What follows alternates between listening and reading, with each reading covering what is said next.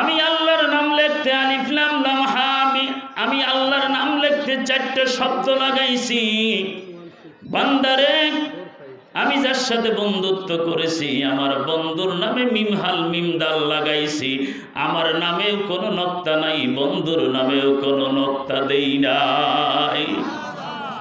আল্লাহ পাক বলেন, বন্ধু এমন একজন বন্ধুর সাথে আমার কানেকশন জমিনের মানুষ, যেই বন্ধু হাসরের ময়দানে যদি সুপারিশ না করে কোন নবীর জন্য আমি জান্নাত খুলব না।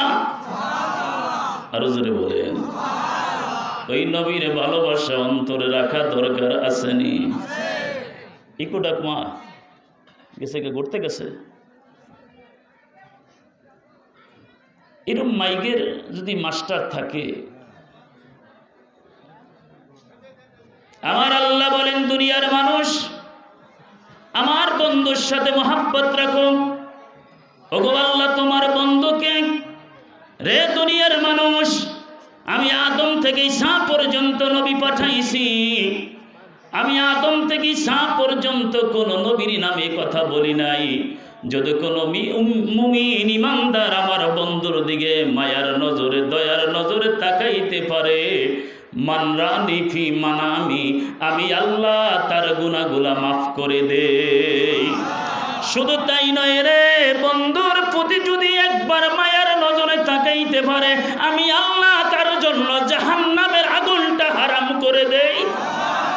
ওগো আল্লাহ, তোমার বন্ধুকে কই আমার এমন একজন বন্ধু, যেই বন্ধু জমিনে দাঁড়াইয়া আসমানের চন্দ্রটারে 2টা খণ্ড করে দিবে।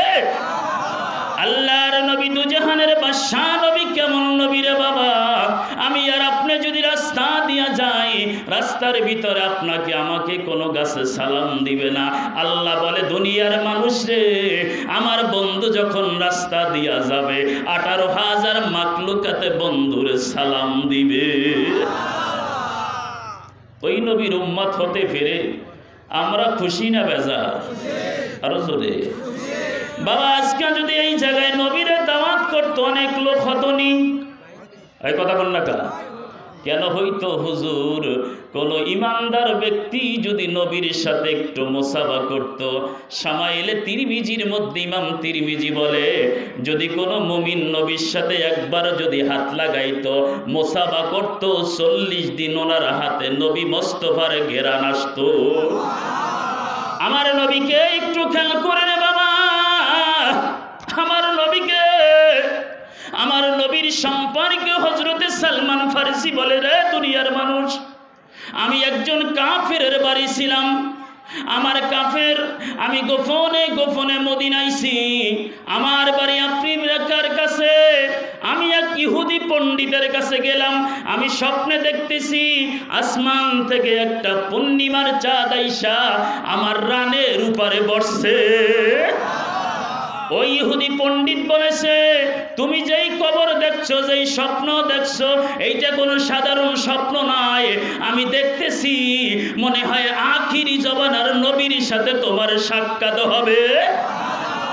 সালমান ফারসি খবর শুনে চললেন, চলছে তো চলছে, মদিনায় আসলেন। আসার পরে